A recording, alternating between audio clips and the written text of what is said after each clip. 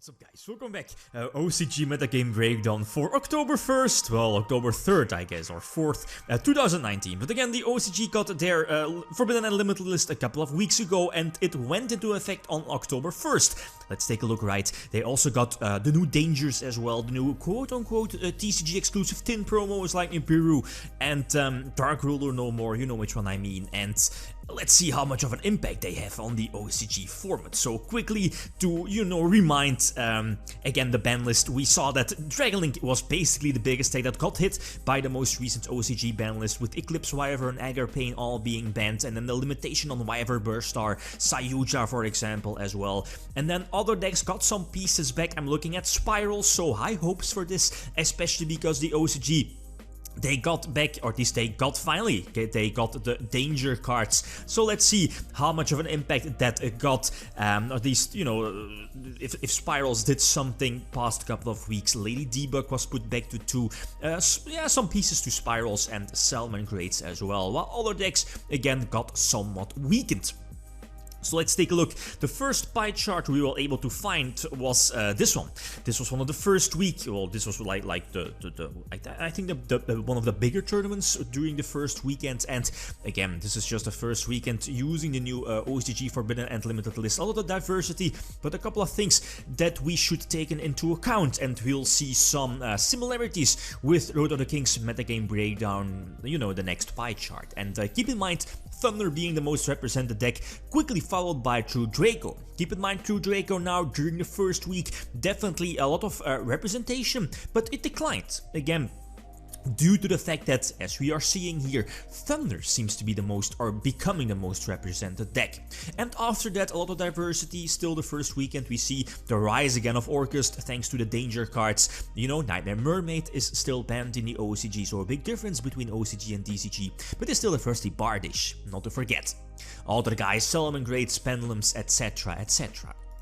So most importantly, let's take a look. The most recent Metagame Breakdown from North of the King, analyzing a little over 100 decklists, I believe like 106 decklists. Again, I will leave a link in the video description from all the sources like always.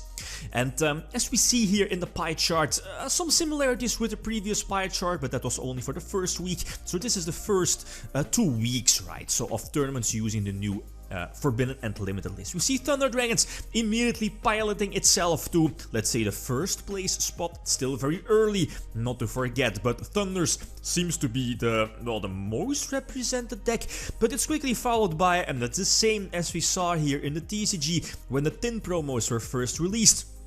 In like the first and second weekend, we definitely saw a rise of like the anti-meta decks like True Draco, like Altergeist, like Subterrors, and that's I think what we see here. The rise of Altergeist in the OCG also, soon a decklist, right? And then we see Orkest. Orkest is back.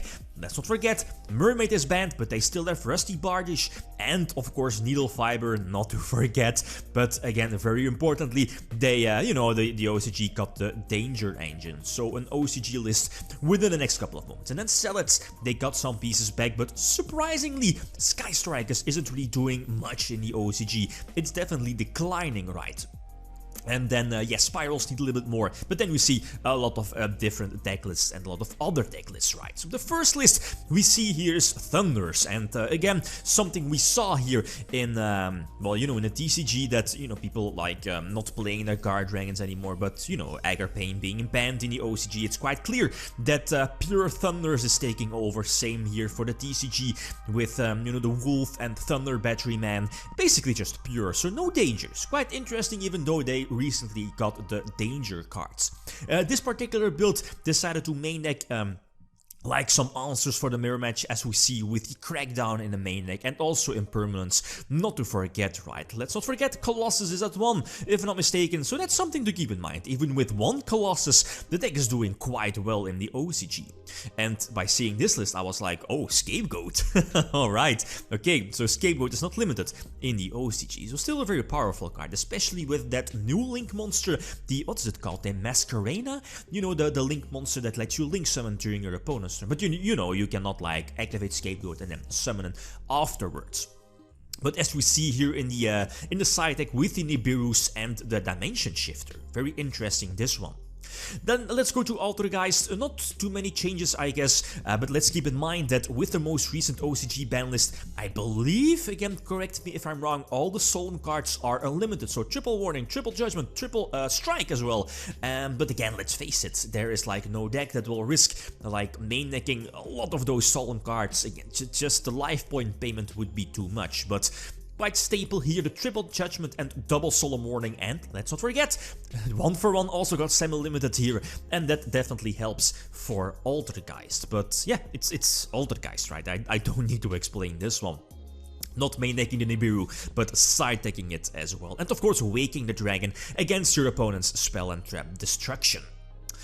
Orkest. This one is interesting. This particular build went 8-0, so undefeated first place in a tournament, a little under 100 participants, and again quite interesting because of, you know, the tin promos and Nibiru, and Road of the King also mentions the combo that Raphael Neven thought in his deck profile a couple of weeks ago after YCS Ghent. The combo with, you know, like, let's say if you have Nibiru in your hands and your opponent is like multiple special summons or special summoned at least like 5 or more times during their turn, you could, let's say, activate Nibiru as Chainlink 1 and then as Chainlink 2 chain an Orkest effect like Orkest Nightmare that prevents you or that restricts you into only special summoning like Dark Machine monsters. But again, Nibiru is not a dark monster, so it will just stay in hand but still destroy the entire field. And that's again quite of an interesting combo slash, well, interruption technique specifically for a deck like Orkest. So definitely Orkest, even though Nightmare Mermaid is banned in the OCG, it's back. It will climb, it will climb itself back to like the top deck or one of the top decks next to maybe Thunders. But we see the Danger Engine here, the Scrap Golem with the Scrap combo. That's not new. That's something we have seen in the past as well in the OCG. But yeah, Rusty Bardish, they still have access to it. And yeah, we see the Nibiru being side-decked. We see the Salamangreats. Salamangreats, this particular build went 5-2, so not that fantastic, even though, well, it's fine, I guess, but, you know, Salads do have a triple circle still at their disposal in the OCG, and with, of course, yeah, Lady Debug putting back, or was put back to 2. Salads do have more options in the OCG as well, right? So definitely very interesting as well. A lot of traps, especially with the Crackdown here in the main deck as well. So Salamangreats side-decking the Ibli, and of course, as you know, using the Ibli, give it to your opponent and prevent them from using, let's say, Impermanence or Nibiru during their turn. So the conclusion, as you probably already have seen in the article, Nibiru has like a huge impact on the format. There was a rise from True Draco during the first week, but a decline afterwards in favor of Thunder Dragons, especially with that one of Colossus. Yeah, 1-for-1 again, double 1-for-1, something extra, I guess, for Altergeist, but it seems that Orkest will definitely, you know, be one of those decks that's, yeah, might be a new, yep. Like, maybe it will rise itself to like being the biggest deck or best deck in the OCG. Some extra deck lists as we have gathered here online. We see Dragonmaids needs more. This particular build is running the Dangers as well. Triple Maxi.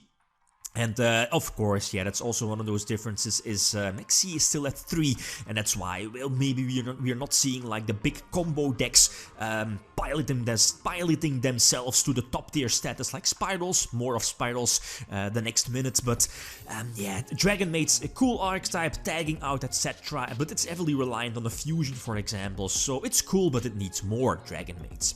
Speaking of Spirals, again, highly anticipating the Spirals, right? Pretty much almost at full force. They got back an extra 1-for-1, and let's not forget the new Dark Magician cards, or at least, you know, the level 1, right? Discard, let's say, the spell or the traps to get the extra draws and special summon or special summon, well, Dark Magician, but that's not the case, but special summoning itself to the field to get those extra draws. I believe the new Dark Magician cards will be out from I think early November, so that's still very, very long. And you know, Maxi is still at 3 in the OCG, and them getting Nibiru, recently getting Nibiru, I believe, or I feel players are not really opting to go for Spirals just yet. But again, give them time, we might see Spirals or more Spiral lists topping within the next couple of weeks.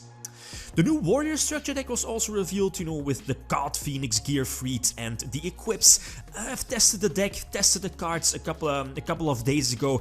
They felt a little bit underwhelming. They need more. It's cool, but the deck, well, okay, God Phoenix is definitely a very powerful card, but it needs more.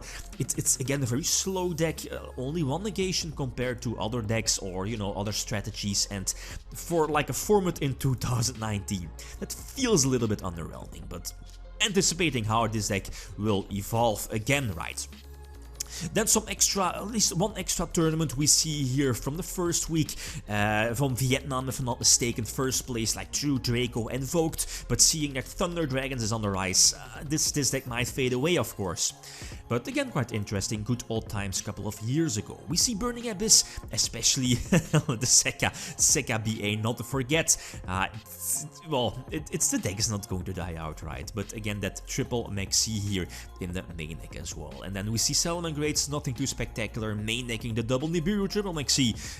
It's salads, right? Last list to, you know, like close up the video, some small conclusion. We see Altergeist as well, main decking the one Phantasme, not to forget. The triple Judgment, yeah, pretty stable, I guess, for Altergeist. So that's pretty much it for the first analysis from the first like couple of weeks into the new OCG format.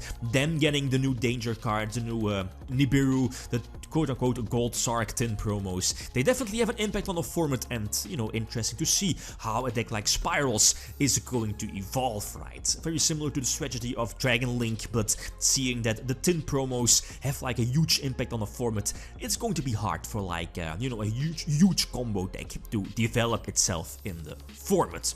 Okay, guys, that's it. Thanks for watching, and feel free to leave a comment or like if you enjoyed the video. I'm signing out. Peace.